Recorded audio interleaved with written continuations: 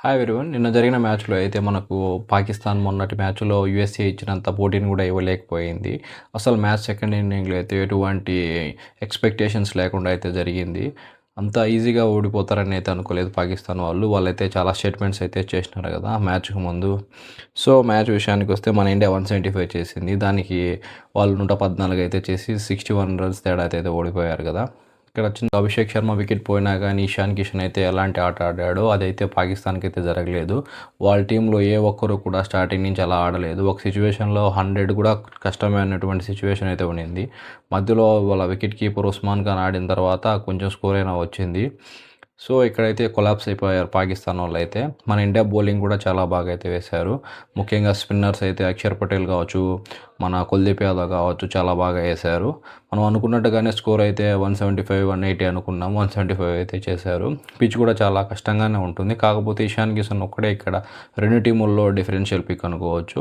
ఎందుకంటే మిగతా వాళ్ళు ఆడినప్పుడు ఎంత కష్టపడ్డారు, ఇషాన్ కిషన్ ఆడేటప్పుడు కష్టపడ్డాడు కానీ చాలా ఈజీగా షాట్లు అందుకు కొట్టాడు ధైర్యంగా. ఇక్కడ ధైర్యం చేసినందుకే మంచి షాట్లు అయితే ఆడగలిగాడు. భయపడతా ఆడంటే కొట్టేవాడు కాదు. చూసాం కదా సేమ్ పిచ్ మీద మనకి అతను తిలక్ వర్మ ఎలా అయితే ఆడాడు 25 బాల్స్ దాకా పేస్ చేశాడు. కానీ అంత ప్రభావం అయితే చూపించలేకపోయాడు. ఒక వన్డే లెవెల్లో అయితే ఆడాడు. చాలామంది తిలక్ వర్మను కూడా నెగిటివ్గా మాట్లాడుతున్నారు. ఎందుకంటే అతను 25 బాల్స్ అలా పేస్ చేసి పెద్ద స్కోర్ ఏం కొట్టలేదు అన్నట్టు. నిజమే అది మాత్రం 20 ఓవర్స్ మ్యాచ్లో అతను 25 బాల్స్ ఆడి మరీ దారుణంగా అయితే కొట్టాడు. మినిమం ఒక 30+ అయినా కొట్టింటే బాగుండేది. కానీ అక్కడైతే వికెట్ పడకుండా కొంచెం స్టాండర్డ్ అయితే ఇచ్చాడు ఇషాన్ కిషన్తో పాటు. కొంచెం ఆడింటే బాగుండేది. ఇంక 2-3 సిక్స్లు అలా కొట్టింటే మంచి టైంలో వికెట్ అయితే ఇచ్చాడు. తర్వాత వచ్చిన వాళ్ళకి బాల్స్ కూడా తక్కువే ఉన్నాయి. పాకిస్తాన్ టీం ఓపెనర్ ఉన్నాడు కదా ఫర్హాన్, అతనైతే బుమ్రాకి ఎవరు సిక్స్లు కొట్టలేదు నేనే కొట్టినానట్టు మాట్లాడినాడు కదా. అతనైతే బుమ్రా రాకముందు అవుట్ అయిపోయాడు హార్దిక్ బౌలింగ్లో. తర్వాత వచ్చిన బ్యాట్స్మెన్ అయూబ్ కానీ, ఆగా కానీ, బాజామ్ కానీ అందరూ అలాగే ఫెయిల్ అయ్యారు సింగిల్ డిజిట్కే. ఈ ఉస్మాన్ ఖాన్ ఒక్కడే కొంచెం ఆడాలని ట్రై చేశాడు. అతను కూడా లాస్ట్లో ఏం చేసినాడంటే నన్ను మీరు అవుట్ చేసేది నేనే వెళ్ళిపోతాను అన్నట్టు స్టంపింగ్ అవుట్ అయ్యాడు. సో, అతను ఒక్కడు 44 రన్స్ అయితే కొట్టాడు. తర్వాత వచ్చిన వాళ్ళు కూడా అలా వచ్చి అలా వెళ్ళిపోయారు. ఇక్కడ షాహీన్ ఆఫ్రిది ఒక 23 కొట్టాడు లాస్ట్లో. నాకు అనిపిస్తుంది షాహీన్ ఆఫ్రిదిని బౌలర్ కంటే బ్యాటర్గానే యూజ్ చేసుకోవచ్చు ఓపెనర్గా.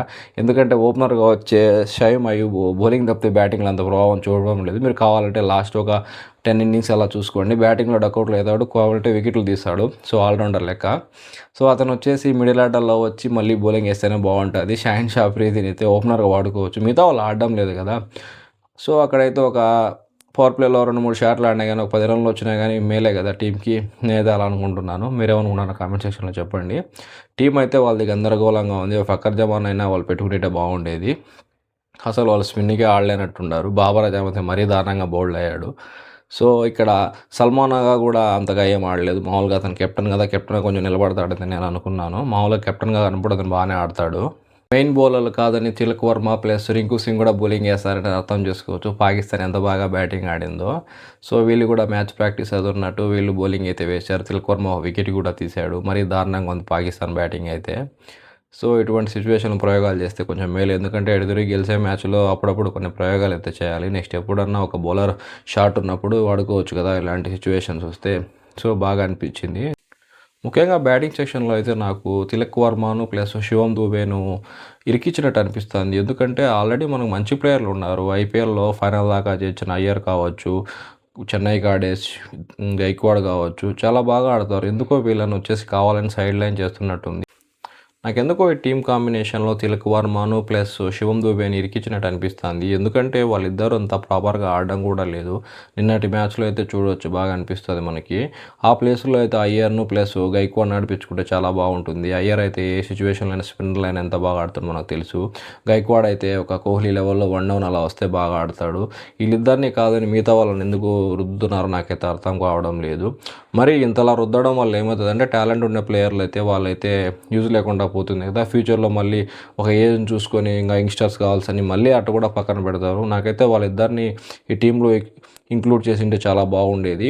200 స్కోర్ కొట్టడానికి అటువంటి బ్యాట్స్మెన్లు అయితే ఉండాలి కదా. ముఖ్యంగా అయ్యర్‌ని మాత్రం చాలా నెగ్లెక్ట్ చేస్తున్నారు. అయ్యర్ వచ్చేసి ఐపీఎల్‌లో ఫైనల్‌కి చేర్చిన కెప్టెను. అలాంటి ప్లేయర్‌ని కాదని ఇలాంటి ప్లేయర్‌లను ఇరికించడం అంటే అలాంటి ప్లేయర్‌లకి ద్రోహం చేసినట్టే నేను ఫీల్ అయితాను.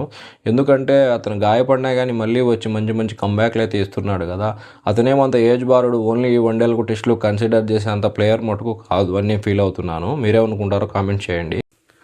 ఇక గైక్వాడ్ విషయానికొస్తే గైక్వాడ్‌ని కూడా చాలా దారుణంగా చేస్తున్నారు. ఎందుకంటే అతను యంగ్‌స్టర్ చాలా బాగా ఆడతాడు. ఆల్రెడీ టీ20లో సెంచరీలు కూడా చేస్తున్నారు.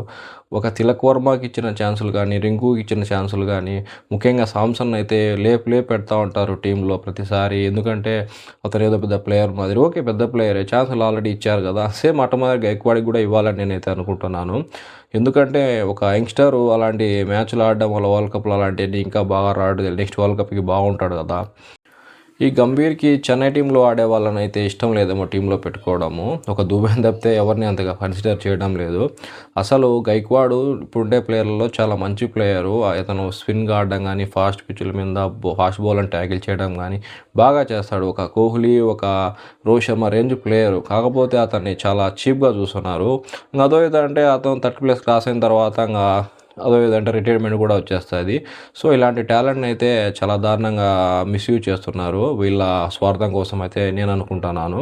ఎందుకంటే తిలక్ వర్మ ఓకే, మన ఆంధ్ర ప్లేయరే, తెలుగువాడే ఆడాలని అనుకుంటాం. కానీ అంత ప్రభావం చూపే ప్లేయర్ అయితే కాదు.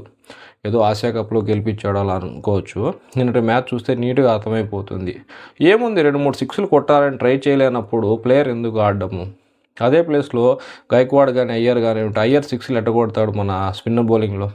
కావాలంటే లాస్ట్ టైం జరిగిన ఛాంపియన్స్ ట్రోఫీలో చూడండి, శాంట్నర్ కానీ వీళ్ళకి ఎలా కొడతాడు. అలాంటి ప్లేయర్లు, భయం లేని ప్లేయర్లు కావాలి. మన ప్లేస్ పోద్దేమో టీంలో, లేకుంటే మనం అవుట్ అయితే నెక్స్ట్ మ్యాచ్ ఆడిపించుకోరేమో, ఇలా థింకింగ్ చేస్తే మనం టీంలో ఉండి కూడా వేస్టే నాకు తెలిసి.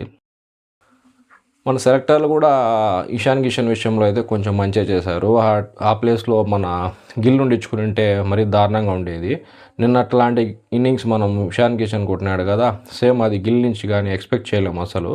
గిల్ అయితే మరీ దారుణం. ఎప్పుడు కెప్టెన్సీ కావాలన్నట్టు, నెక్స్ట్ వచ్చేసి నేనే టాప్ స్కోరర్ అన్నట్టు ఐపీఎల్‌లో ఆడినట్టు ఆడాలని చూస్తాడు. ప్రతి వన్‌డే సిరీస్ గానీ, టీ20 సిరీస్ అలాంటి వాళ్ళని తీసేయడం చాలా మంచి పని జరిగింది. ఇంకోటేందంటే so, India versus Pakistan match అయితే అంత గొప్పగా ఏం సాగలేదు. మొత్తం ఇండియానే ఆడింది 40 ఓవర్లు. వాళ్ళు జస్ట్ ఏదో బఫూన్ల మాదిరి అయితే అయిపోయారు. చాలా టీవీలు అయితే పాకిస్తాన్‌లో పేలిపోయుంటాయి నిన్న. అంత అగ్రెషన్‌తో పాల్గొంటుంటారు వాళ్ళు. ఇన్ని ఇండియా, పాకిస్తాన్ మ్యాచ్‌లే కల్లా చాలా చీపెస్ట్ మ్యాచ్ అయితే ఇదే అండి. చాలా దారుణంగా జరిగింది. మినిమమ్ పోటీ అయితే లేదు. పాకిస్తాన్ బౌలింగ్ చేసేటప్పుడు కావచ్చు, బ్యాటింగ్ ఆడేటప్పుడు కావచ్చు. ఓన్లీ వాళ్ళ పోటీ అంతా మీడియాలో ప్లస్ వాళ్ళిచ్చే కామెంట్‌లోనే ఉంటుంది. సో, ప్రతి మ్యాచ్ ఇండియా అయితే ఇలాగే బిగ్ మార్జిన్స్‌తో గెలవాలని నేనైతే కోరుకుంటున్నాను. Thanks for watching my video.